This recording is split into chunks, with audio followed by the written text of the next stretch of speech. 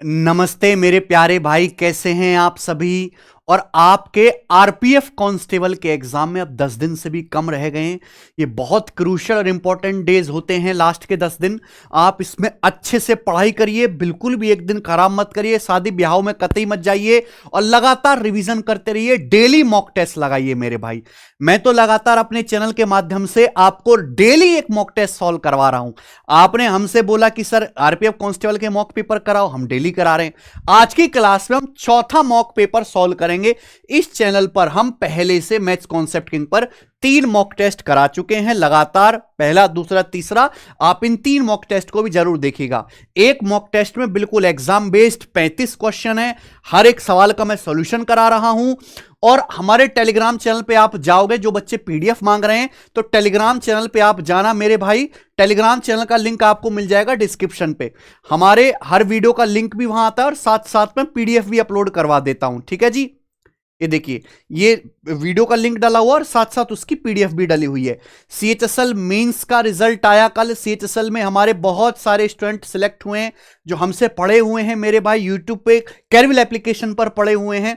तो इन सभी को हमारी तरफ से बहुत बहुत बधाई। बहुत सारे बच्चे हैं, सोशल मीडिया भरा पड़ा है, ठीक है ना। और लगातार मैसेजेस आ रहे हैं। एक दिन आपका भी पोस्टर ऐसी छापेंगे हम, जब आपकी नौकरी लग जाएगी आप हमें मैसेज करोगे, सर धन्यवाद आपने सैंपल पेपर करा है, उनसे बहुत फायदा हुआ मेरे दोस्त। ठीक है, कुछ बच्चे तो एप्लीकेशन पे भी पढ़ के सिलेक्ट होंगे। ज्यादातर इस एग्जाम की तैयारी करने का बच्चों का पर्पस यही है कि इसमें इंग्लिश नहीं पूछी जाती है, तो यहां उनको एक पॉजिटिव फायदा मिल जाता है। लेकिन मैथ तो सही करना पड़ेगा, मैथ रीजनिंग में 100% स्कोर आपको करना पड़ेगा। और पेपर में आने वाले सवाल मैं अपने मॉक टेस्ट के माध्यम से पहली करा रहा हूं। यहां मैं आरपीएफ सब इंस्पेक्टर के, जीडी के, रेलवे के प्रीवियस ईयर के क्वेश्चंस लेके ये सेट बनाया हूं, ठीक है जी।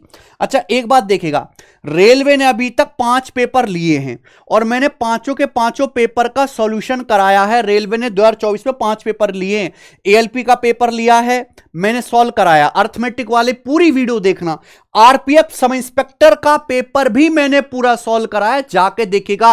अब अर्थमेटिक के 60 सवाल हैं, आप इन क्वेश्चन को करके जाओ मेरे भाई। वैसे तो आरपीएफ सब इंस्पेक्टर के 400 क्वेश्चंस थे, लेकिन 400 में से बेस्ट 60 सवाल यूनिक, जो हर एक टाइप का ले लिया मैंने, रिपीटेशन हटा दे, ये मैंने कराया। जूनियर इंजीनियर का पेपर देखना, आई टेक्नीशियन का पेपर भी मैंने सॉल्व कराया है। तो इन पांचों जो एग्जाम की वीडियोस हैं जरूर देख के जाइएगा, इनसे पक्का सवाल दोबारा से रेलवे में रिपीट होगा, ठीक है भाई। चलो शुरू करें, अब शुरू करते हैं। तो सवाल नंबर 1 से शुरू करेंगे मेरे भाई, कॉपी पेन लेके बैठो मेरे साथ। सवाल है, पहला सवाल, n संख्याओं का औसत 36 है। 75% संख्याओं में हर प्रत्येक में 5 की वृद्धि की जाती है और शेष प्रत्येक संख्याओं में 8 की कमी की जाती है। संख्याओं का नया औसत क्या होगा? नया औसत आपसे पूछा है मेरे भाई। हमारे पास कुछ संख्याएं n जिनका एवरेज 36 है। 75% की फ्रैक्शन वैल्यू होती है 3/4। 3/4 75% संख्याओं में हर एक में 5 की वृद्धि की जाती है। जैसे मान लीजिए कि टोटल 4 संख्याएं, तो 4 का 75% कितना होता है? 3। 3 संख्याओं में हर एक में 5 की वृद्धि की जाती है, बची एक संख्या। 4 में से 3 संख्याओं को 5 बढ़ा गया, बची एक संख्या। बची संख्या में 8 की कमी की जाती है। तो ये मेरे प्यारे भाई आपकी संख्याएं हैं, नंबर्स, ठीक है। 75% नंबर को 5 बढ़ाया गया, बाकी 25% को 8 कम किया गया। तो बताइए नेट चेंज कितना आएगा, कैसे पता लगेगा? वेटेड एवरेज से। भाई 3 संख्या को 5 बढ़ाओगे कितना बढ़ जाएगा? 15। एक संख्या को 8 कम करोगे कितना कम हो जाएगा? -8। 15 -8 7 जो है इंक्रीज हो जाएगा। आउट ऑफ टोटल कितनी संख्या है? 3 1 4, यानी कि 7/4 आ गया जी, 1.75। एक सही 3/4 यानी कि 1.75।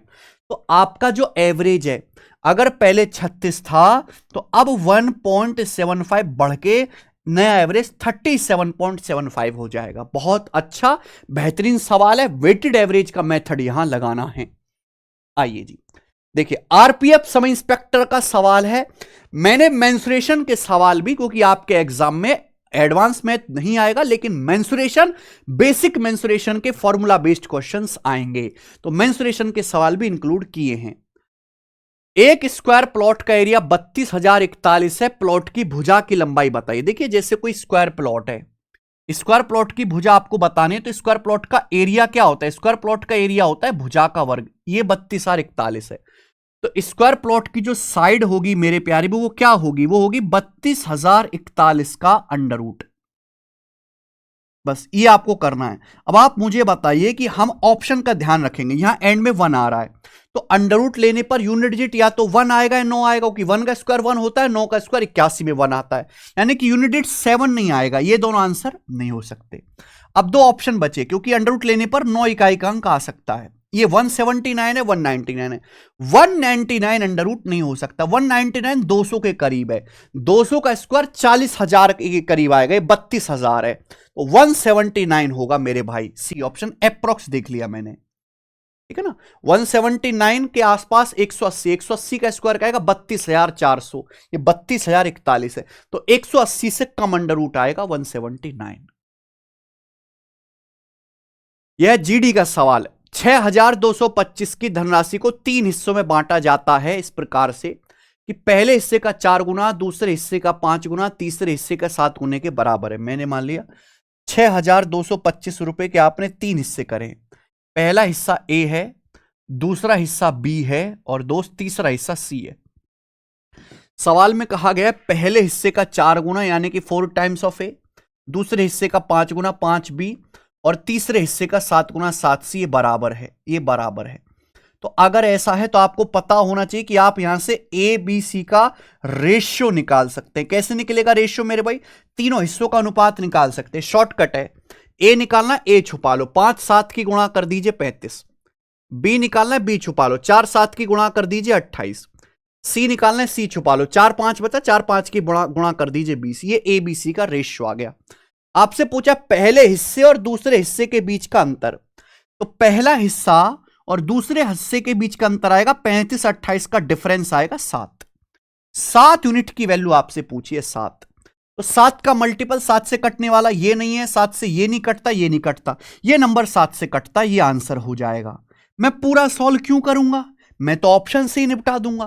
तो डिफरेंस जो भी आएगा वो 7 का मल्टीपल आएगा, और वो एक ही ऑप्शन है, पहला। खत्म। आइए एमटीएस का सवाल। किसी राशि पर 21 साल के लिए साधारण ब्याज मूलधन का 7/13 है, प्रति वर्ष ब्याज की दर क्या है? सवाल में बोला है 21 साल में जो ब्याज मिला है वो प्रिंसिपल का 7/13 है, यानी कि अगर आपका प्रिंसिपल 13 रुपए है ना, अगर आपका प्रिंसिपल 13 रुपए है, प्रिंसिपल 13 रुपए है, तो आपको 7 रुपए ब्याज मिला है, 7 रुपए ब्याज मिला।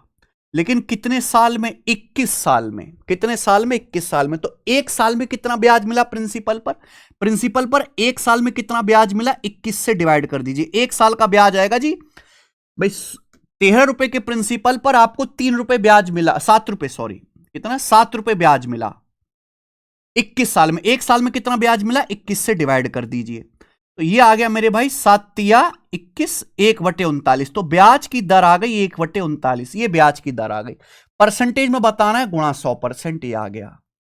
ठीक है भाई, तो ये हो जाएगा भैया 39 दूनी 78, 2 बार जाएगा, यानी कि एक ही ऑप्शन हो सकता है 2.56। बात खत्म। तो पूरा कैलकुलेशन नहीं करना है। ये देखिए सवाल नंबर 5, हॉस्टल में खाना खाने वाला बहुत इंपॉर्टेंट सवाल है, इस टेस्ट में डाला है हमने। एक स्टूडेंट ने 1 महीने के लिए 300 स्टूडेंट के भोजन की व्यवस्था थी। भाई एक हॉस्टल में 1 महीने में 300 बच्चों का खाना की व्यवस्था कर रखी है। 20 दिन के बाद 50 बच्चे हॉस्टल छोड़ के चले गए, उन्हें खाना पसंद ना आया। तो बचा हुआ खाना कब तक चलेगा? और 1 महीना जो है 30 दिन का लेना है। तो सवाल में शब्द बोला है बचा हुआ खाना, तो आप बचे हुए खाने पे ध्यान दीजिए। जब भी इस तरह का क्वेश्चन आए आप हमेशा बचे हुए खाने यानी कि रिमेनिंग फूड पे ध्यान दो, रिमेनिंग फूड पे। ठीक है जी, रिमेनिंग फूड पे। देखो जैसे वर्क क्या होता है, मैन गुणा डेज, वैसे खाना भी मैन गुणा डेज होता है। हमारे पास एक हॉस्टल में 300 बच्चों का 30 दिन का खाना था। उन्होंने 30 दिन में से 20 दिन खाना खा लिया, तो 300 बच्चों के 10 दिन का खाना बचा। ये खाना बचा है, लेकिन हुआ क्या, 300 बच्चों में से हमारे 50 बच्चे तो छोड़ के भाग गए। अब बच्चे कितने बचे? 250। तो ये बचा खाना 250 बच्चे कितने दिन तक खाएंगे? 250 बच्चों का खाना कितने दिन चलेगा? बराबर कर दिया मैंने, M1 D1 बराबर M2 D2। तो मेरे भाई आप अच्छी तरीके जानते हैं, 0 तो कट ही जाएगा और 25 से 300 जाएगा 12 बार, यानी कि अब ये खाना 12 दिन तक चलेगा। बचा हुआ ऑप्शन नंबर सी करेक्ट है। तो बहुत बेसिक सवाल ये है मेरे भाई, एक लाइन में होने वाला।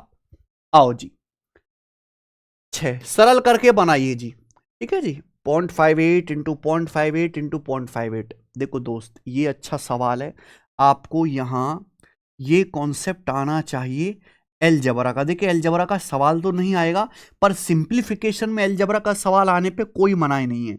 ए क्यूब माइनस बी क्यूब को अगर a square plus a b plus b square से भाग देंगे तो भाग करने पर ए माइनस बी आएगा। This is the concept. A cube minus b cube बटे a square plus a b plus b square बराबर ए माइनस बी। आप ये देखो ना, यह 0.58 गुणा 0.58 गुणा 0.58, ये 0.58 का क्यूब है। यह 0.001, 0.001 क्या आ गया मेरे भाई? 0.1 का क्यूब। तो आपको दिख रहा है मेरे भाई, ये आ गया 0.58 की 3 बार गुणा, 0.58 का क्यूब है भाई, ये 0.1 का क्यूब। तो ए क्यूब माइनस बी क्यूब, नीचे क्या आ गया? 0.58 की 2 बार गुणा ए स्क्वायर प्लस ए बी, 0.58 की यहाँ पे 0.0, ये मेरे दोस्तों यहाँ टाइपिंग में गड़बड़ है, 0.058 आएगा यहाँ पे, 0.058। ए बी 0.58 की 0.1 में गुणा करेंगे 0.058 प्लस बी स्क्वायर, 0.1 का स्क्वायर 0.01। दिखाई दे रहा है यही पैटर्न? तो इसकी वैल्यू क्या आ जाएगी? ए माइनस बी। 0.58 माइनस 0.1, 0.1 का मतलब 0.10, तो इसका आंसर आ गया 0.48। ए ऑप्शन आंसर है। आइए, सवाल नंबर है आपके सामने 7। बहुत बहुत इंपॉर्टेंट सवाल है, very very very very important. बिल्कुल मन में बिठा लीजिए, 100% ऐसा सवाल बहुत सारी शिफ्ट में आएगा। एक वॉशिंग मशीन का अंकित मूल्य 15,000 है। अब एक रिटेलर 15% की और एक अन्य दर जो अस्पष्ट है कि 2 क्रमिक छूट प्राप्त करने के बाद इसे 11,250 में खरीदता है। दूसरी छूट की दर क्या है? देखिए मेरे भाई, डिस्काउंट किस पे दिया जाता है? अंकित मूल्य एमआरपी पे। तो भाई एक वॉशिंग मशीन का एमआरपी 15,000 रुपए है। अब एक रिटेलर ने, खुदरा विक्रेता ने 2 छूट लेने के बाद ये वॉशिंग मशीन खरीदी 11,250 में। पहली छूट 15% की है, पूछा दूसरी छूट कितने परसेंट की, यानी कि 15,000 रुपए के सामान पर 2 छूट दी गई। पहले छूट दी गई 15% की। आप मुझे बताओ, 100% के सामान पर 15% की छूट दोगे तो कीमत कितनी रह जाएगी? 85%। 85% रह जाएगी। 15,000 का 85% क्या आ गया जी? 0.85, यानी कि 15% डिस्काउंट देने के बाद कीमत ये हो जाएगी। इस वैल्यू पर, इस प्राइस पर एक और छूट दी गई। 15,000 रुपए पर 15% डिस्काउंट देने के बाद ये आएगा। इस पर एक और छूट दी गई और एक और डिस्काउंट देने के बाद सामान को 11,250 में बेचा गया। यानी कितने रुपए का सामान एक और डिस्काउंट के बाद 11,250 में बेचा गया। सेकंड डिस्काउंट कितना है? सबसे बढ़िया तरीका निकालने का, रेशियो ले लीजिए। डेसिमल से 2 जीरो, 1 जीरो से 1 जीरो, ठीक है जी। 15 से कटाकट कट रहा है, 15 सत्ते 105 मेरे प्यारे भाई, कितना बच जाएगा? 7। 15 सत्ते 105 और ये कितना बच जाएगा मेरे प्यारे भाई? 7 बच जाएगा। 15 पंजे 75, बहुत बढ़िया।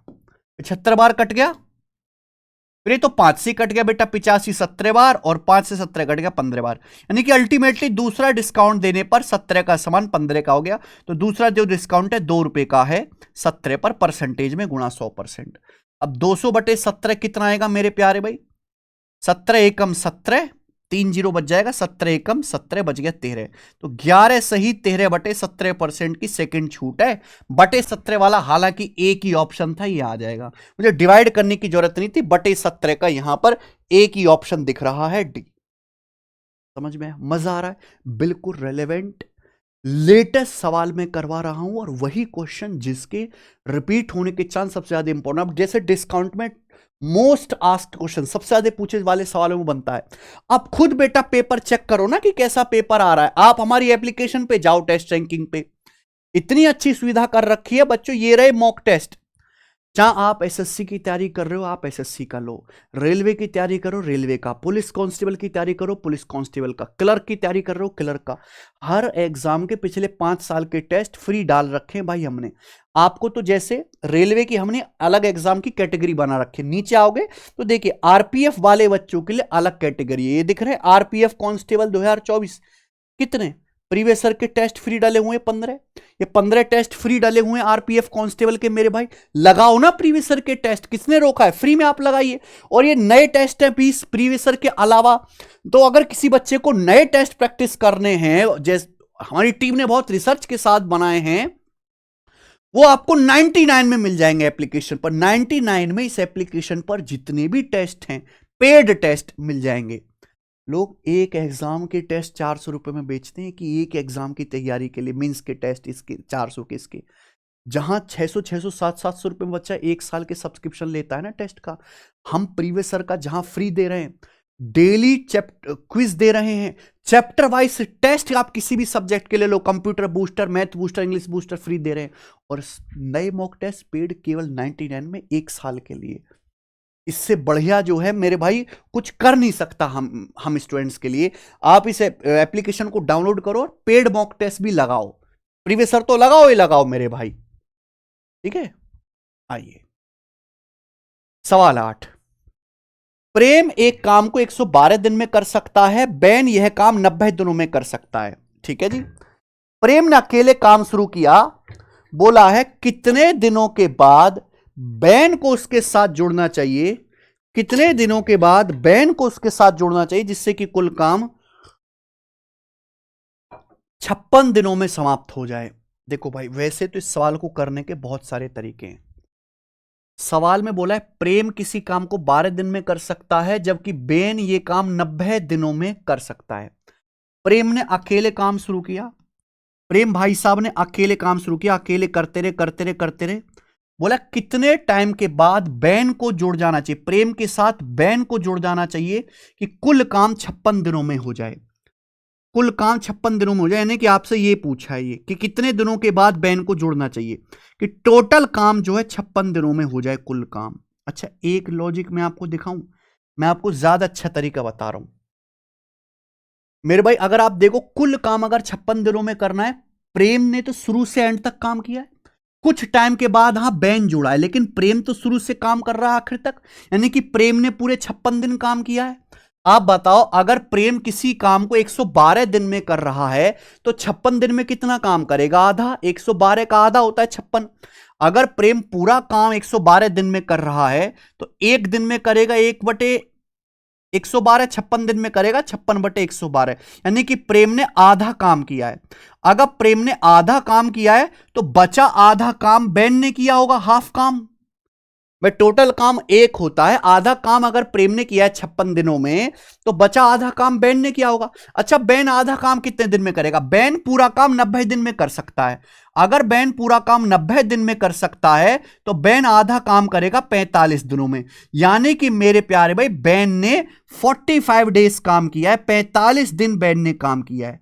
लेकिन आंसर 45 दिन नहीं है, सवाल में पूछा कितने दिनों के बाद बैन को प्रेम के साथ जोड़ना चाहिए। प्रेम अकेले काम करता रहा और यहां आके बैन जुड़ा है, यानी कि शुरू के दिन कितने, टोटल 56 में से 45 घटा दीजिए, 11 दिन के बाद, 11 दिन के बाद बैन प्रेम के साथ जुड़ेगा। आंसर 11 दिन है। यह है बेस्ट तरीका सोचने का और दिमाग में आप सोच सकते थे मेरे भाई। मजा आया होगा तो वीडियो को लाइक कर देना।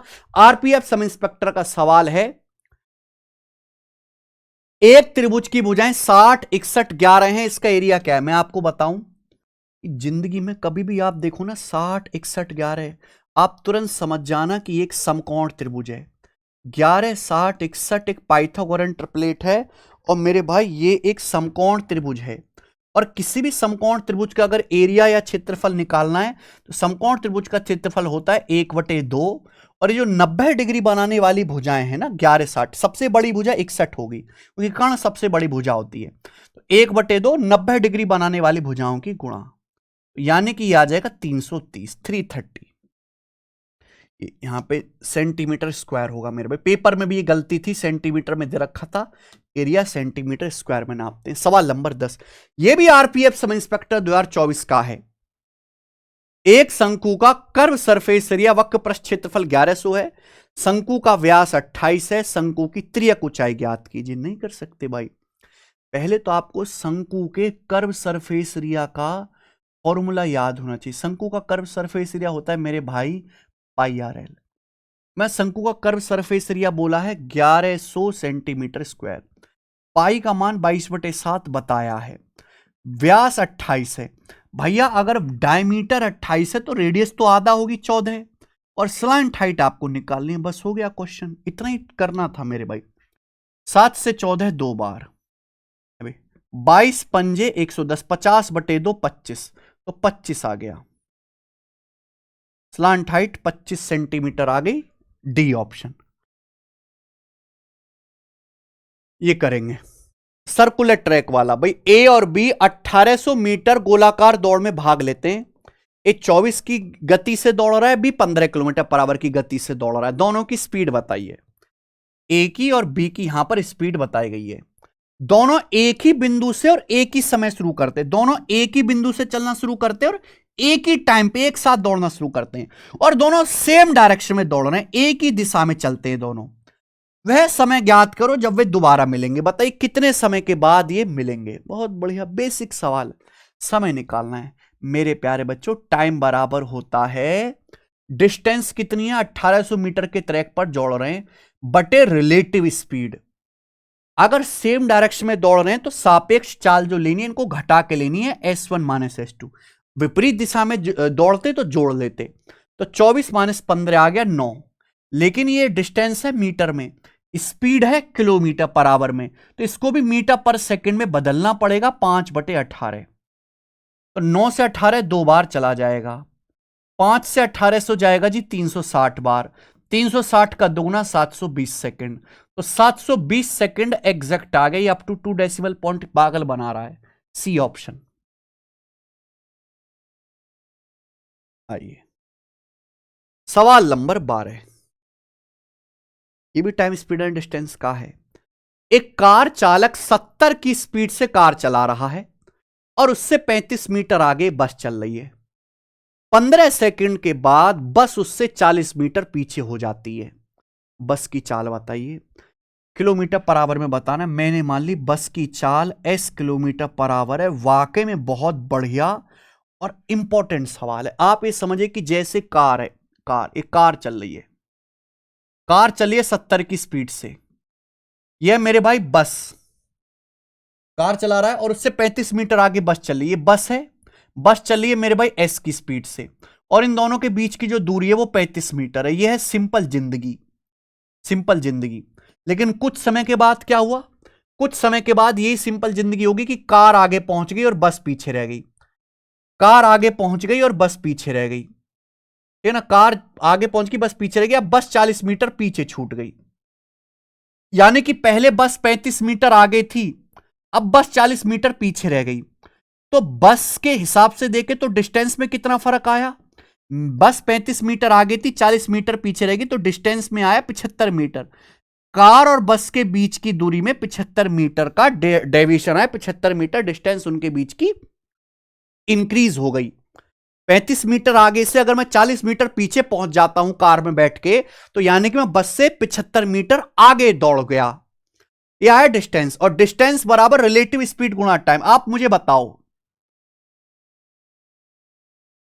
बताओ मेरे भाई कि कार जो है बस को क्रॉस करके आगे निकल गई तो कार की स्पीड ज्यादा होगी।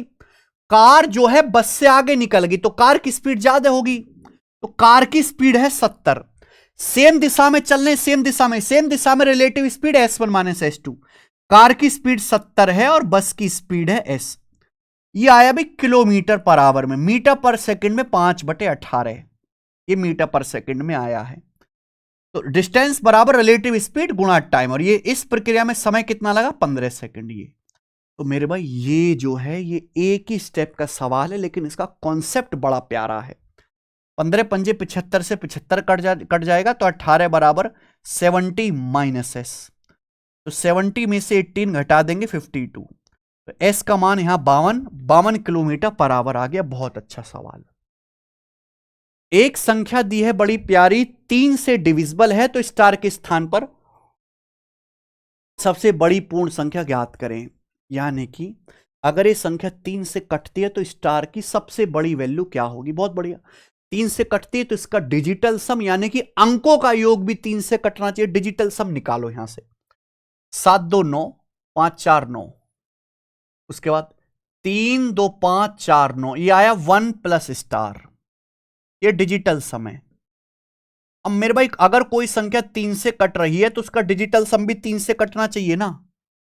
अब कोई डिजिट मेरे प्यारे भाई 9 से ज्यादा तो हो नहीं सकता, तो यानी कि 8 आ गया। अगर मैं स्टार की मैक्सिमम वैल्यू 9 नहीं ले सकता, अगर मैं 9 लूंगा तो डिजिटल सम हो जाएगा 10। 10 नहीं कटता 3 से। मैं 8 लूंगा तो डिजिटल सम 9 हो जाएगा, और 9 3 से कटता है, यानी कि स्टार की मैक्सिमम वैल्यू 8 होगी। कितना बेसिक सवाल था। एमटीएस का सवाल है, साधारण ब्याज का। रघु दो अलग अलग आदमियों को एक ही टाइम पर 7% और 8% की दर से सिंपल इंटरेस्ट पे 9600 और 11800 रुपए उधार देता है। उसे दोनों से कुल ब्याज, ये मेरे भैया फेवरेट सवाल है, दोनों से कुल ब्याज के रूप में 9696 रुपए प्राप्त हुए। दोनों से कुल इतना ब्याज प्राप्त हुआ, तो वह समय अवधि ज्ञात करिए जिसके लिए राशि उधार दी गई थी। कितने टाइम के लिए पैसा उधार दिया गया था। बच्चे फॉर्मूला लगाते हैं, फॉर्मूले की जरूरत ही नहीं है। रघु भाई साहब ने दो आदमी बुलाए, उरे आओ, दोनों को पैसा उधार दिया, एक को 9600 एक को 1800, अलग अलग ब्याज की दर से। तो 9600 रुपए उधार दिए 7% ब्याज की दर से। आप मुझे बताओ एक साल में कितना ब्याज मिलेगा। 9600 का 7%, 9600 का 7% क्या होता है, का मतलब गुणा, परसेंटेज से 2 जीरो कट जाएगा। 96 गुणा 7 मतलब अभी एक साल का ब्याज निकाल लो ना आप। एक साल का ब्याज 96 गुणा 7 आ जाएगा भाई 700 से 28 कम 672। ठीक है। दूसरे आदमी को उधार दिया 11800 रुपए 8% की दर से, तो एक साल में कितना ब्याज आएगा 11800 रुपए का 8%, तो 2 जीरो परसेंटेज कट जाता है। अभी ये कितना आएगा मेरे भाई 118 गुणा 8, 800 और 144, 944। तो यानी कि दोनों लोगों से कुल मिलाकर रघु को एक साल में कितना ब्याज मिला। तो एक साल का ब्याज आ गया 2 4 6 7 4 11 का एक हासिल 1 6 1 7 9 16, 1616 रुपए। रघु को दोनों लोगों से एक साल में 1616 रुपए ब्याज मिलता है। एक साल में अगर एक साल में 1616 रुपए ब्याज मिल रहा है तो 9696 रुपए ब्याज कितने साल में मिलेगा। 1616 से डिवाइड कर देंगे 6 साल में।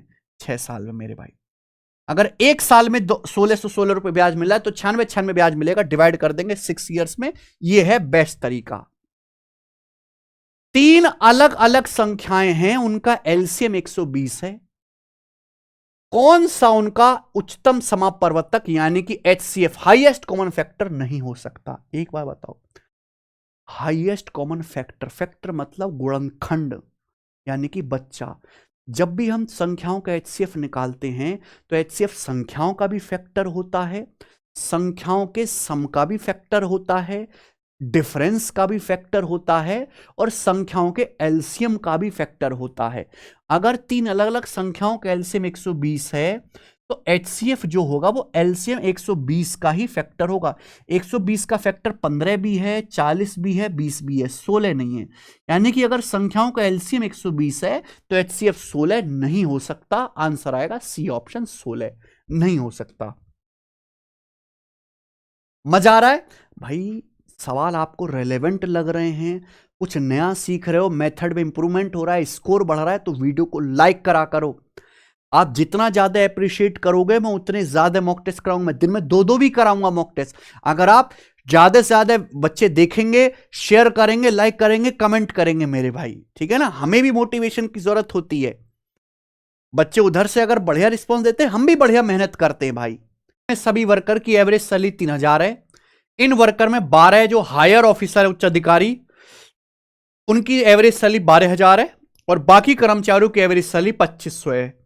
आपसे पूछा है टोटल नंबर ऑफ वर्कर्स कितने। देखिए अगर आप एवरेज सैलरी पे एलिगेशन लगाओगे तो वर्कर्स की संख्या का रेशियो आता है। समझ में आई बात। आपको एलिगेशन लगाना, लेकिन एक बात ध्यान से देखिए, एलिगेशन लगाने से पहले मैं इन सब का रेशियो लेता हूं। ये रेशियो ले लेता हूं, आसान हो जाएगा। ये 2 जीरो कट रही है, ये किससे कट रहा है 5 से। 5 6 30, 5 से 120 चला जाएगा 24 बार, और 5 से आपका 25 जाएगा 5 बार। समझ में आया? आप मुझे बताइए कि जैसे भाई हमारे 12 हायर ऑफिसर हैं, तो 12 जो हायर ऑफिसर हैं उनकी एवरेज सैलरी कितनी है? 24 यूनिट। और बाकी जो हमारे अदर वर्कर हैं, अदर वर्कर, उनकी एवरेज सैलरी कितनी है? जो अदर वर्कर हैं उनकी एवरेज सैलरी कितनी है मेरे प्यारे भाई? 5 यूनिट। और मेरे भाई सारे के सारे वर्कर्स की, सभी श्रमिकों की औसत सैलरी कितनी है? 6 यूनिट। तो एवरेज सैलरी पे एलिगेशन लगा के क्या आ जाएगा? वर्कर की संख्या का रेशियो। 6 में से 5 घटाएंगे 1, अभी 24 में से 6 घटाएंगे मेरे प्यारे भाई 18।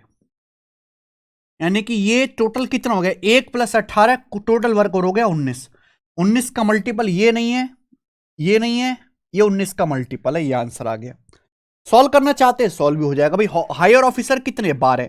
तो 1 यूनिट के लिए 12 है, टोटल वर्कर है 19, तो 19 की वैल्यू भी 12 गुना आ जाएगी मेरे भाई। ठीक है ना? 228। आसान सवाल है, कर पा रहे हैं? आगे चलिए, जल्दी जल्दी करेंगे। 2 चीड़ के पेड़ एक दूसरे से 9 मीटर की दूरी पर अगल बगल खड़े हैं। पेड़ों की ऊंचाई 86 मीटर और 46 मीटर है। पेड़ों के शीर्षों के बीच की दूरी ज्ञात कीजिए। ये अच्छा है बेटा, ये इंपॉर्टेंट सवाल है। ऐसा सवाल आरपीएफ में भी आया था।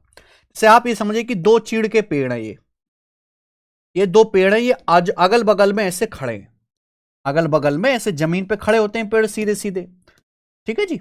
एक दूसरे से कितनी दूरी पर हैं? 9 मीटर की दूरी पर है। पेड़ों की ऊंचाई है 86 मीटर और 46 मीटर, दोनों पेड़ों की हाइट है। पूछा पेड़ों के शीर्षों के, यानी कि जो पेड़ों के दोनों के जो टॉप है, इनके बीच की दूरी आपसे पूछा है। ये दूरी आपसे पूछा है ए बी। बताइए कैसे आएगा? देखो मेरे दोस्तों, घबराना नहीं होता है ऐसे सवालों में। आप यहां से एक पैरेलल लाइन खींचो, समांतर रेखा खींचो, बिल्कुल ऐसे, जो 90 डिग्री के कोण पर मिलेगी। अब ये 9 है तो इसके सामने ये भी 9 आ जाएगा। आप मुझे एक बात बताइए कि अगर ये 46 है, इसके सामने वाली ये लेंथ भी तो 46 आएगी। ये पूरा पेड़ 86 मीटर का है, तो कितना बचा? 86 में से 46 घटाएंगे, ये बचेगा 40। अब यहां पे इस ट्रायंगल में पाइथागोरस लग जाएगी। 9 है, ये 40 है, पाइथागोरस लगा के ये आएगा 41। वैसे भी याद होना चाहिए 9, 40, 41 जो है पाइथागोरन ट्रिपलेट है। समकोण त्रिभुज की 3 भुजाएं होती है। जैसे मैंने आपको 11, 60, 61 याद कराया, ऐसे ही 9, 40, 41 भी होता है मेरे भाई। ठीक है, जीडी का करेंगे। वह बड़ी से बड़ी संख्या कौन सी है जिससे 2675 और 2320 को विभाजित करने पर क्रमशः 5 और 6 शेषफल प्राप्त होता है?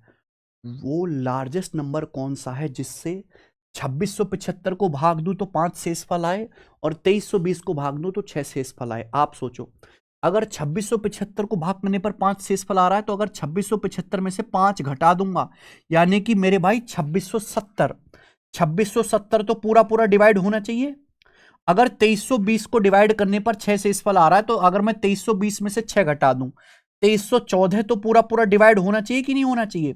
वो बड़ी से बड़ी संख्या निकालनी है, बड़ी से बड़ी, जो इन दोनों को डिवाइड करे, यानी कि इनका एचसीएफ निकालना है। आप ऑप्शन से भी देख सकते हैं। वैसे भी 2 संख्याओं का जो एचसीएफ होगा, आप इनका डिफरेंस लीजिए। इनका डिफरेंस कितना आएगा? 56, 356। या तो मेरे प्यारे भी एचसीएफ 356 होगा या 356 का फैक्टर। 356 का फैक्टर 168 नहीं है, 187 नहीं है, 170 नहीं है, 178 है। 356 का एक ही फैक्टर है 178, यही एचसीएफ होगा। बात खत्म। मैं आगे करूंगा ही नहीं सॉल्व सवाल को। कितना बढ़िया सवाल था। सवाल नंबर 19 करेंगे। 10 साल पहले सुनीता की उम्र उसकी बेटी की उम्र से 3 गुना थी। 10 साल बाद सुनीता की उम्र बेटी की उम्र से दुगनी होगी। उनकी प्रेजेंट एज क्या है? बहुत बढ़िया। देखो मेरे भाई, ये है प्रेजेंट। बहुत अच्छा सवाल है, प्रॉब्लम नहीं, जिसका एक सवाल आपके पेपर में कंफर्म है। तो इसको ना चैप्टर को पढ़ लीजिए। प्रेजेंट से 10 साल पहले सुनीता की उम्र उसकी बेटी तानिया से 3 गुना थी, यानी कि इनकी एज का रेशियो 3:1 था। 3 साल, 10 साल पहले। अच्छा, 10 साल बाद क्या होगा? अगर हम प्रेजेंट से 10 साल बाद की बात करें, तो सुनीता की उम्र तानिया की उम्र से डबल, दुगनी हो जाएगी, रेशियो 2:1 हो जाएगा। बोले प्रेजेंट में एज का रेशियो क्या है? आप बताओ। एज का डिफरेंस तो सेम होना चाहिए ना। सुनीता की और तानिया की एज का डिफरेंस तो सेम होना चाहिए ना भाई। अगर सुनीता मम्मी की उम्र 5 साल बढ़ेगी तो बेटी की भी 5 साल बढ़ेगी ना भाई। यार डिफरेंस सेम नहीं, सेम करना पड़ेगा। 3-1 में 2 का डिफरेंस है, या 2-1 में 1 का डिफरेंस है, तो यहां भी 2 बना लेते हैं 2 से गुणा करके। तो 2 दूनी 4:2 हो जाएगा, 4:2। अगर आप ध्यान से देखेंगे तो आप ये कह सकते हैं सुनीता की एज 3 से 4 होगी, 1 यूनिट बढ़ी। तान्या की एज 1 से 2 होगी, 1 यूनिट बढ़ी। तो दोनों की एज का गैप सेम कर लिया, 1-1 यूनिट। प्रेजेंट में एज पूछी है, एक बात बताऊं, ये प्रेजेंट से 10 साल पहले एज है, ये प्रेजेंट से 10 साल बाद एज है, ये बीचों बीच में। और बीचों बीच में निकालना है तो क्या कर लो, जस्ट एवरेज ले लो, एवरेज। भाई ये 3 और 4 का एवरेज, ये 7/2 होगी प्रेजेंट में, और ये 1 है, ये 2 है, ये 3/2 होगी। और ये रेशियो आ जाएगा भाई 7:3, 2 तो कट ही जाएगा, 7:3। इससे बढ़िया तरीका नहीं है सवाल करने का मेरे भाई। अगर आपको प्रॉब्लम नहीं, जिस चैप्टर में प्रॉब्लम है नहीं आता, तो भाई मैंने ये चैप्टर भी पढ़ा रखा है। आप अगर maths concept king YouTube channel पे जाओ तो आपसे बहुत पहले ही मैंने रेलवे का पूरा बैच पढ़ा के खत्म कर दिया है। अर्थमेटिक मैथ, केवल अर्थमेटिक मैथ। यहां देखिए, रेलवे की प्रैक्टिस सीरीज की प्लेलिस्ट है। नंबर सिस्टम, सिंप्लीफिकेशन, घातांकरणी, एलसीएम, एचसीएफ, परसेंटेज, रेशियो, लाभ हानि, छूट, पाइप टंकी, प्रॉब्लम, जिस 1.5 घंटे क्लास है, हर टाइप का सवाल कराया है मेरे भाई। एसआई, सीआई, मिक्सचर, एलिगेशन, नावधारा। तो जिन बच्चे ने तैयारी नहीं करी है, 30-40 घंटे का कंटेंट है, पूरा मैथ मैंने पढ़ाया, अर्थमेटिक। एक एक क्लास देख लीजिएगा, इसी चैनल पर प्लेलिस्ट है, और बहुत सारे बच्चों ने देखी है मेरे भाई, लाखों बच्चों ने क्लासेस देखी हैं। ओके, आइए प्लीज। एक बेलन की त्रिज्या 40% कम हो जाती है, हाइट 75% बढ़ा दी जाती है, इसका आयतन कितना कम हो जाएगा? देखिए, बेलन का जो आयतन होता है वो होता है πr²h। ये बेलन के आयतन का फॉर्मूला है। अब देखिए, पाई तो कांस्टेंट है, आयतन किस पे डिपेंड करता है? रेडियस के स्क्वायर और हाइट पे। अब बेलन की त्रिज्या 40% कम हो जाती है, 40% की फ्रैक्शन वैल्यू 2/5। हाइट 75% बढ़ जाती है, 75% की फ्रैक्शन वैल्यू 3/4। 25% 1/4, 75% 3/4। अगर मुझे यह पता लगाना है कि सिलेंडर का आयतन वॉल्यूम किस रेशियो में चेंज हुआ, तो मुझे रेडियस के स्क्वायर और हाइट के रेशियो की गुणा करनी पड़ेगी। सिलेंडर की रेडियस 40% कम होगी, 2/5, यानी कि रेडियस अगर 5 थी तो 5 से 2 कम हो गए, 3 हो गई। तो रेडियस का स्क्वायर इस रेशियो में चेंज हुआ। हाइट 75% बढ़ गई, 75% मतलब 3/4, यानी कि हाइट अगर पहले 4 थी तो 4 से 3 बढ़ के 7 हो गई। यह है मेरे, ये सिलेंडर के वॉल्यूम का परिवर्तन है रेशियो में, यानी कि 5 का स्क्वायर 25 चौका 100। अगर वॉल्यूम पहले 100 था, अब 9 7 63 हो गया, वॉल्यूम 100 से 63 हो गया। 100 में जो भी चेंज आता है डायरेक्ट परसेंटेज में आता है, यानी कि 37% सिलेंडर का वॉल्यूम कम हो जाएगा। आप फॉर्मूला से भी कर सकते हैं, ये मैंने आपको रेशियो मेथड सिखाया है। आइए, ए बी से 3 गुना कुशल कारीगर है ना। A is thrice as good as workman as B, यानी कि ए की जो एफिशिएंसी है बी से 3 गुना है। बी की एफिशिएंसी 1 है तो ए की एफिशिएंसी 3 है, ऐसा सवाल में कहा गया है। कार्य क्षमता का अनुपात दिया है। ए ने काम करना शुरू किया और उन्होंने मिलकर एकांतर दिनों में काम किया और 24 दिन में काम पूरा किया। ए अकेले काम को पूरा करने में कितने दिन लेगा? अरे वाह, देखो, ए और बी ने अल्टरनेट डेज पे काम किया है, यानी कि, और पहले काम शुरू किसने किया? ए ने। पहले दिन ए ने काम किया, फिर बी ने, फिर ए ने, फिर बी ने, ऐसे एक एक दिन छोड़ के काम कर रहे हैं। काम 24 दिन में हुआ। अगर काम 24 दिन में हुआ है तो इसका मतलब यह हुआ कि 12 दिन काम ए ने किया होगा और 12 दिन काम बी ने किया होगा। यही तो मतलब है। आप बोलोगे हां जी सर, तब जाके टोटल काम हुआ, क्योंकि हर 2 दिन में आपको सेम पैटर्न दिख रहा है। तो भाई अगर ए की एफिशिएंसी 3 है तो ये 12 दिन में कितना काम करेगा? 36। बी की एफिशिएंसी 1 है तो 12 दिन में बी कितना काम करेगा? 12। तो टोटल वर्क आ गया 36 + 12 48। इस टोटल वर्क को अगर अकेला ए करेगा तो ए करेगा 3 एफिशिएंसी के साथ, तो 48 यूनिट काम ए करेगा 3 एफिशिएंसी के साथ 16 दिन में। ये भी आसान सवाल है और अच्छा सवाल है दोस्त, वेरी नाइस क्वेश्चन। ओके, अरे वाह, ये आ गया भाई इलेक्शन वाला सवाल। एक इलेक्शन हुआ, चुनाव हुआ 2 कैंडिडेट के बीच में। 80% वोटर्स ने वोट डाले, जिसमें से 5% वोट इनवैलिड हो गए। एक कैंडिडेट को 2,85,000 वोट्स मिले, which was 75% of total valid vote, जो टोटल वैलिड वोट का 75% है। तो आपसे पूछा है बताइए वोटर्स कितने हैं, चुनाव के लिए नामांकित मतदाताओं की संख्या कितनी है। एक लाइन में करके बताऊंगा। माना चुनाव में टोटल n वोटर्स हैं, आप बताओ अगर n वोटर्स हैं एक चुनाव में तो 80% लोगों ने वोट डाले। 80% की फ्रैक्शन लो 4/5, 20% 1/5, 80% 4/5, इतने लोगों ने वोट डाले हैं, ये डाले गए वोट हैं। अब जितने वोट डाले उसमें से 5% तो खराब है। 5% का मतलब 1/20 इनवैलिड है, यानी कि 20 में से एक हर वोट इनवैलिड है। तो वैलिड कितने, 20 में से एक इनवैलिड है तो बाकी के 19 वैलिड वोट है, यानी कि आपके वैलिड वोट आ गए, वैलिड वोट। अब एक उम्मीदवार को वैलिड वोट का कुल वैध मतों का 75% मिला। 75% कितना होता है, 3/4। वैलिड वोट का 75% 3/4 एक कैंडिडेट को मिला और उस कैंडिडेट को 2,85,000 वोट मिले। 2,85,000 वोट मिले, हो गए एक लाइन में, बराबर कर दिया मैंने। कुल वोटर्स निकालने हैं, इनकी वैल्यू निकाल लो मेरे भाई सॉल्व करके। जाएगा 4 से 4 कटी जाएगा, 19×57 से जाएगा मेरे भाई, ये 5 बार 5,000 टाइम्स, तो 20 पंजे 100, 100 की 5,000 में गुणा करेंगे, 100 की 5,000 में गुणा करेंगे तो ये आ जाएगा मेरे भाई 5 लाख। ए ऑप्शन, कुछ नहीं था सवाल में, आसान सवाल है। रीता घर से 40 की स्पीड से ऑफिस जाती है और 60 की स्पीड से घर लौटती है, उसकी एवरेज स्पीड क्या होगी। ये सवाल लिख के ले लो मुझे, हर दूसरी तीसरी शिफ्ट में आपके पेपर में सवाल आएगा, बहुत आसान है। बहुत सारे लोग क्या करते हैं 40-60 को जोड़ के आधा कर देंगे, 50, आधा नहीं करना।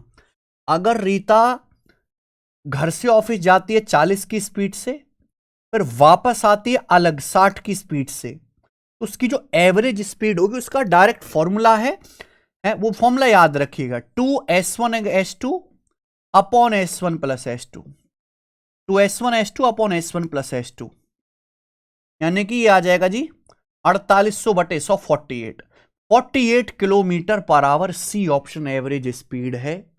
बहुत बेसिक सवाल, इंपॉर्टेंट। 24वां, एक टैंक को 4 मिनट में पूरी तरीके से भरने के लिए 2 पाइप ए और बी एक साथ चलते हैं। रेलवे ग्रुप डी का सवाल है, लेकिन 2 पाइप ए और बी मिलकर एक टैंक को 4 मिनट में भरते हैं। टंकी को पूरा भरने में ए को बी से 6 मिनट समय कम लगता है। टंकी को पूरा भरने में ए को बी से 6 मिनट समय कम लगता है, तो टंकी को पूरा भरने में अकेले बी को कितना समय लगेगा। अरे वाह, यानी कि यहां टाइम नहीं दिया। देखिए एक टंकी में 2 पाइप हैं ए और बी, बोला है टंकी को भरने में पाइप ए को बी से 6 मिनट समय कम लगता है। पाइप ए जो है बी से 6 मिनट कम टाइम में टंकी भर देता है, और दोनों पाइप मिलकर ए और बी टंकी भरते हैं मेरे भाई 4 मिनट में। तो पूछा है बी को टंकी भरने में अकेले कितना समय लगेगा। बी को टंकी भरने में ऑप्शन से ले लीजिए, जो ऑप्शन सेटिस्फाई करे वो आंसर है। अगर जैसे यहां देखिए आप एलसीएम से नहीं होने वाला ये सवाल, या तो आप इसको वेरिएबल टी मान के करो या सीधा ऑप्शन से करो मेरे दोस्तों, ठीक है ना, क्योंकि यहां टाइमिंग दिया नहीं है। एलसीएम किसका लोगे, टी मान के लोगे तो वो तो टाइम लगेगा ही ना। 20 मिनट, ये 20 हो जाएगा 14, 20 14 से 4 नहीं आने वाला। अगर मैं 15 मानता हूं, ये 9 मानता हूं, तो 15 9 से 4 नहीं आने वाला है भाई। 6, ये 6 मिनट है, ये तो 0 मिनट हो जाएगा, ये नहीं आने वाला। ये आंसर है। पता कैसे सोचा मैंने, अगर सपोज बी 12 मिनट ले रहा है तो ए लेगा फिर 6 मिनट, तो ए और बी मिलके कितना समय लेंगे, ए और बी मिलके समय लेंगे 6 गुणा 12/6 प्लस 12 मिनट, ये आएगा क्या। ठीक है बच्चे, अगर 2 पाइप एक्स मिनट में भरता है, पाइप बी वाई मिनट में भरता है, तो दोनों पाइप मिलकर भरेंगे x गुणा वाई बटे x प्लस वाई मिनट में। तो मैंने सीधा दिमाग में भाप लिया था कि 6 गुणा 12 18, 6 गुणा 12 72 बटे 18, 4 मिनट सेटिस्फाई कर रहा है, बाकी पे नहीं करेगा। यहां 20 14 आएगा, 20 14 पे नहीं करेगा, 15 9 पे नहीं करेगा। ऑप्शन मेथड इज बेस्ट, यहां पे ऑप्शन ही बेस्ट है। अगला आरपीएफ सब इंस्पेक्टर का सवाल दिख रहा है भाई मुझे तो। The area of 3 adjacent face of a solid cuboid are 192, 242 and 24 centimetre square. What is volume of cuboid? भाई एक घनाभ है। घनाभ आप समझते हैं जैसे हमारी किताब है एसएससी की कंप्लीट कोचिंग वाली, ये घनाभ है मेरे भाई, ठीक है ना। इस तरीके से देख रहे हैं ना, इसमें 6 फेस हैं, दिखाई दे रहा है। अब इसके आसन्न फलक क्या होता है? आप इसका कोई भी कोना पकड़ लीजिए, जैसे मैंने ये कोना पकड़ लिया, ये वाला, ये कोना पकड़ लिया, सामने वाला दिख रहा है ना, ये कोना। इस कोने पे 3 मेरे दोस्तों आयत मिल रहे हैं, सामने वाला, ये वाला और ये नीचे वाला, 3 मिल रहे हैं इस कोने पे। इन्हीं तीनों को बोलते हैं हम एडजेसेंट फेसेस। इन तीनों का एरिया दिया है, क्षेत्रफल। आपसे पूछा है घनाभ का आयतन। जब भी ऐसा सवाल आए कि किसी घनाभ के 3 आसन फलकों के आपको क्षेत्रफल दिए, तो उसका वॉल्यूम हो जाएगा, इन तीनों की गुणा करके अंडर रूट ले लेंगे, root X Y Z, under root 192 गुणा 242 गुणा 24, ये आएगा मेरे भाई, ठीक है। आप ऑप्शन वगैरह भिटा सकते हैं क्योंकि 242 में आ रहा है 121, 121 का अंडर रूट 11 है ना। या तो मैं पूरा सॉल्व करूं, ये 242 में 121 आ रहा है, 121 का अंडर रूट 11, 11 से कटने वाला नंबर, ये नंबर 11 से नहीं कट रहा, 1 5 6 चाहिए, 11 से कट रहा है, 1 3 4 1 2 3, 11 से नहीं कट रहा, 1 2 3 3 8 11, 11 से नहीं कट रहा, ये आंसर है। मैं पूरा क्यों करूंगा? 242 में 121 आ रहा है, 121 का अंडर रूट तो 11 आएगा, 11 का multiple, only C option is available, बात खत्म। आइए, एक विश्वविद्यालय में इंजीनियरिंग, मैनेजमेंट और साइंस की सीटें 7 8 9 के अनुपात में, इन सीटों में 20 30 और 60% की वृद्धि करने का प्रपोजल है। बढ़ी हुई सीटों का अनुपात क्या होगा? यार अनुपात का सवाल है। एक यूनिवर्सिटी में 7 8 9 के रेशियो में इंजीनियरिंग, मैनेजमेंट और साइंस की सीटें हैं। अब इंजीनियरिंग की सीटें 20% बढ़ गई, 100% को 20% बढ़ाओगे तो 120% हो जाएंगी। मैनेजमेंट की बढ़ गई मेरे भाई 30%, 100% को 30% बढ़ाओगे तो 130% हो जाएंगी। और साइंस की बढ़ेगी 60%, 100 को 60 बढ़ाओगे तो 160% हो जाएंगी। अब सीटों की संख्या ये होगी, आप इनका रेशियो ले लो, ये आंसर है। हालांकि मुझे लिखने की जरूरत नहीं थी क्योंकि मैं सीधा दिमाग में सोचता कि आप 30% बढ़ा रहे हो, 100 को 30% बढ़ाओगे तो हो जाएगा 130%, 130 में आ रहा है 13, तो यानी कि बीच में 13 का मल्टीपल आएगा। 13 का मल्टीपल ये नहीं है, यहां 13 नहीं आ रहा, यहां 13 नहीं आ रहा, यहां 13 आ रहा, ये आंसर है। तो मैं ये बिना लिखे ही, ये बिना लिखे सवाल का आंसर बता देता, सी ऑप्शन, बिना कुछ करे, ठीक है ना। ओके, या फिर ये 7 आ रहा है तो 7 का तो मल्टीपल आएगा ही, ये एक पहला ही ऑप्शन 7 का मल्टीपल दिख रहा है। 27वां, एक टेबल और एक झूला प्रत्येक को 9,936 में बेचा गया, यानी कि हमारे पास एक टेबल एक झूला है, दोनों को सेम दाम में, सेम सेलिंग प्राइस पर बेचा गया।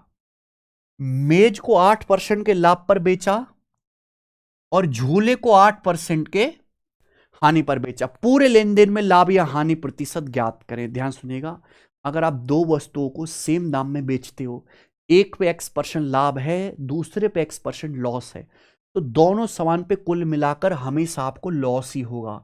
और कितना लॉस होगा? x² बटे 100% का आपको हमेशा लॉस होगा, यानी कि 64 बटे 100, 0.64% का आपको ओवरऑल लॉस होगा। बी ऑप्शन, ये सीधा फॉर्मूला बेस्ड क्वेश्चन है, सीधा, ठीक है जी।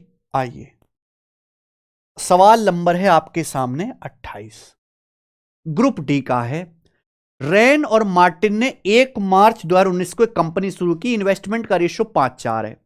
मार्टिन जी ने 15 महीने के बाद कंपनी छोड़ दी। 2 साल के बाद प्रॉफिट को किस अनुपात में बांटा जाना चाहिए? प्रॉफिट जो होगा मेरे भाई किसी भी कंपनी में, वो हमेशा इन्वेस्टमेंट, निवेश और समय के अनुपात में बांटा जाएगा।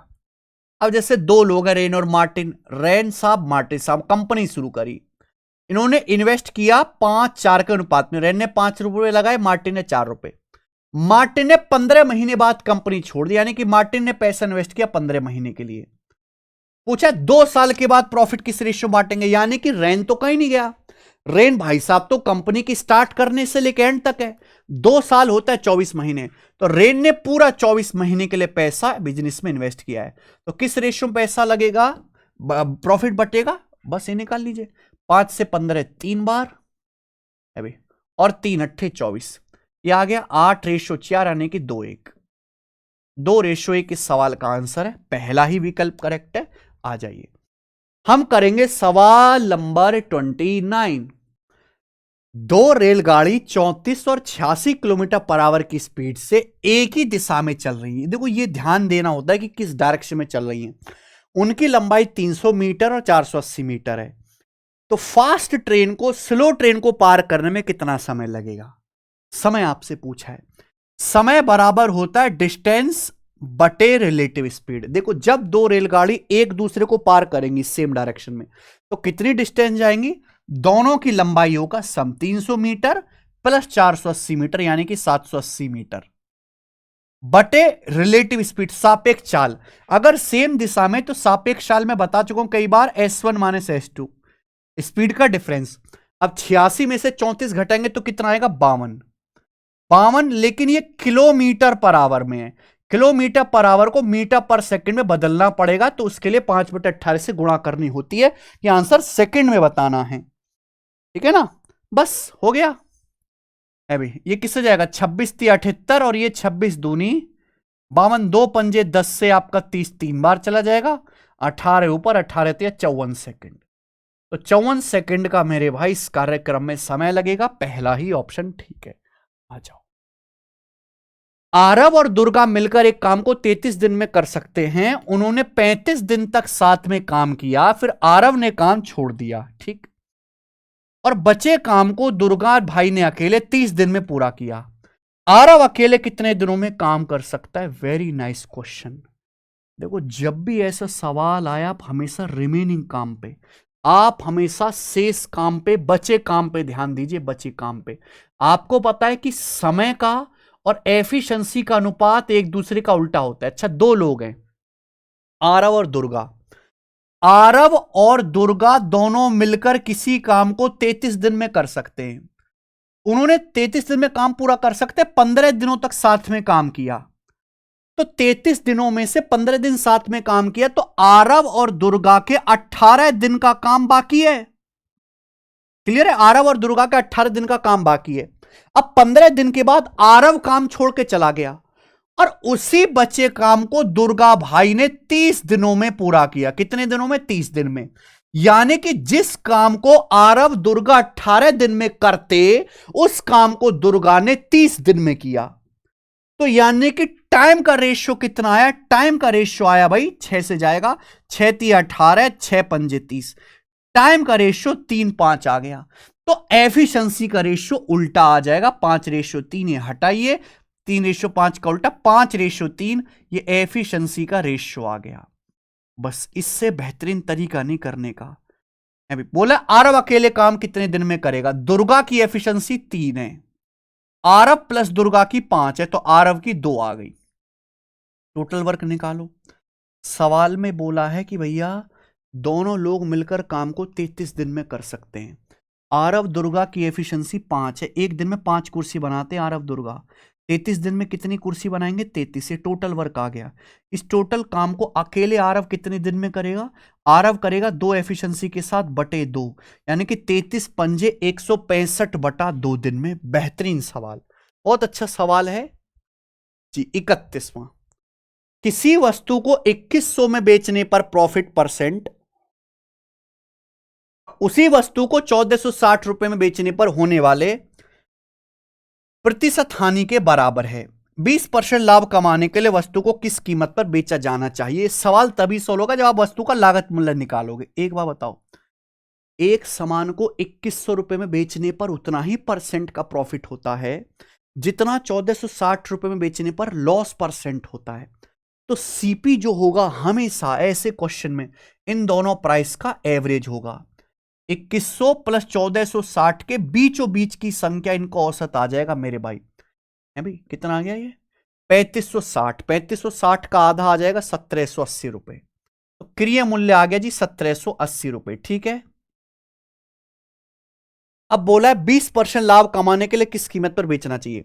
अगर 1780 पे 20% का लाभ कमाना है तो सेलिंग प्राइस क्या होगा? 1780 का 20% कितना होता है मेरे भाई?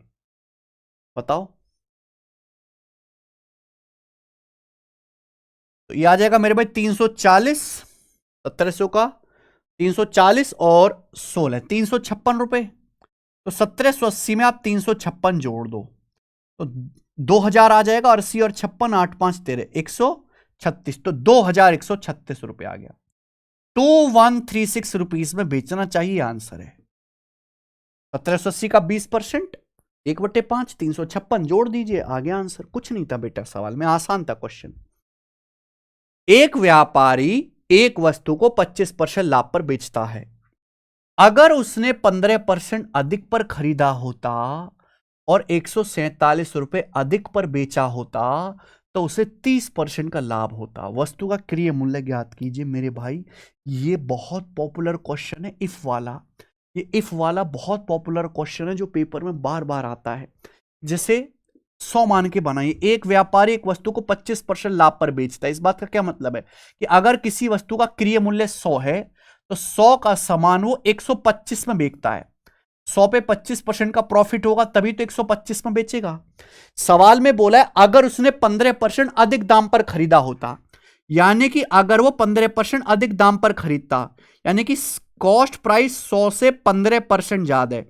अगर वस्तु का लागत मूल्य 115 रुपए होता और वो 147 रुपए ज्यादा में बेचता, 147 रुपीज ज्यादा में सामान को बेचता, तो उसे 30% का लाभ होता। भाई अगर वो 15% ज्यादा में खरीदता तो सामान का सीपी होता 115 और 115 के सीपी पर उसे 30% का लाभ होता, 30% का। तो सामान बिकेगा कितने में? 115 का 30% क्या होता है? 3 से गुणा, 345, 34.5। भाई साहब 115 में 34.5 जोड़ दो आप, तो आ जाएगा 149.5, यानी कि सामान का सेलिंग प्राइस हो जाएगा 149.5। क्या बात सही है? यानी कि मेरे भाई मैं ये कह सकता हूं कि जो सामान पहले 125 में बिक रहा था वो सामान अब 149.5 में बिकेगा। तो सेलिंग प्राइस कितना बढ़ा है? 24.5। सेलिंग प्राइस कितना बढ़ा है? 24.5 यूनिट। मैं 149.5 में से 125 घटाओ 24.5, और 24.5 की वैल्यू ही 147 रुपए के बराबर है। 24.5 147 के बराबर है। कितने गुना? डेसिमल से जीरो बढ़ जाएगा। 49 से 147 होता है, 49 से 5 बार जाएगा 245, 49 से 30 बार जाएगा, 5 से 30 हो गया 6 गुना, यानी कि 6 गुना है मेरे भाई, 6 टाइम्स है। वैसे भी डायरेक्ट भी देख सकते हो कि भाई 24 का 6 गुना 144.5 का 6 गुना 3, ये यानी कि पूरा 6 गुना है। तो वस्तु का क्रय मूल्य, वस्तु का क्रय मूल्य 100, सीपी 100 है, 100 का 6 गुना 600 रुपए। देखो कितना अच्छा सवाल आया एमटीएस में, बहुत पॉपुलर, बहुत फेमस क्वेश्चन है मेरे भाई। ये बी ऑप्शन करेक्ट आएगा।